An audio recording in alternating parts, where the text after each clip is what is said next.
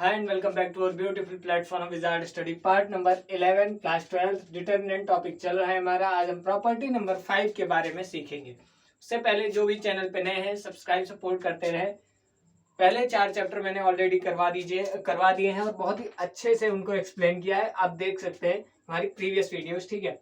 जिसमें मैट्रिसेस में तो मैंने काफी टाइम लिए, 35 से 36 लेक्चर कराए हैं और डिटरमिनेंट में भी टाइम लगेगा, ठीक है। हर एक चैप्टर को अच्छे से कराएंगे।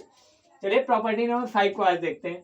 क्या है? If some or all elements of a row or of a column, if some or all elements of a row or column of a determinant are expressed as a sum of 2 or more terms, then the determinant can be expressed as 2 or more determinant।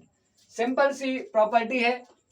क्या बोला जा रहा है? अगर एक element किसी भी रो or column को, अगर एक एलिमेंट या सारे एलिमेंट को दो टर्म्स में एक्सप्रेस कर सकते हैं तो हम डिटरमिनेंट को भी दो डिटरमिनेंट के टर्म्स में भी एक्सप्रेस कर सकते हैं। यही बोला गया है आपसे। देखिए, if some or all elements of a row or column of a determinant are expressed as sum of two terms, हर एक एलिमेंट, किसी भी एक रो या किसी भी एक कॉलम के हर एक एलिमेंट को अगर हम एक्सप्रेस कर सकते हैं as a sum of two term, then the determinant can be expressed as a sum of two determinant.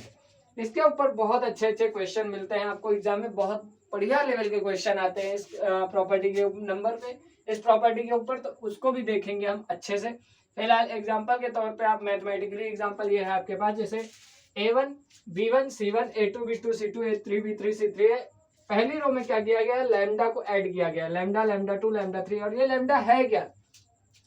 ये लैम्डा कुछ भी हो सकता है। बेसिकली यहाँ पे जनरली क्या होता है? कांस्टेंट होता है, ठीक है। बाकी लैम्डा कुछ भी हो सकता है। इसको ऐड किया गया। जैसे यहाँ पे एक रो है, पहली रो को हमने दो टर्म्स में एक्सप्रेस किया, a1 lambda 1, a2 lambda 2 and a3 lambda 3 में। तो जब हमने पहले एलिमेंट, दूसरे एलिमेंट, तीसरे एलिमेंट को दो टर्म्स में एक्सप्रेस किया तो हम क्या कह सकते हैं अकॉर्डिंग इसके कि हम दो डिटरमिनेंट में भी एक्सप्रेस कर सकते हैं इसको।